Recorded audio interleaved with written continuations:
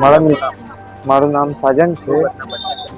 એ લોકો તાળી પીવા આવતા હતા. તાળી પીધી તો પછી મેં એને ગાડી બતાવતો હતો. તો મેં એને કીધું કે તારો મિત્ર એવું કહેતો હતો તને કે તું મારી ગાડીનો ખર્ચો આપશે ને તો હું તને તારી ગાડીનો ખર્ચો આપી દઈશ. તો એ મારો મિત્ર હતો ને તે ગાડી જોતો હતો. સામેવાળો વ્યક્તિ જે હતો ને કોઈ એને મેં નહીં ઓળખ્યું.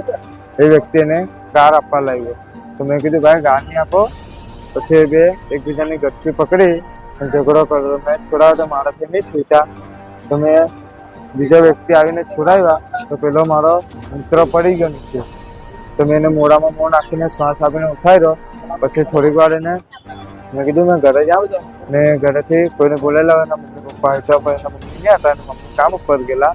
તો એનો ભાઈ ન હતો નાનો એના જીજુ હતા. એ બેને બોલાવીને આવ્યો.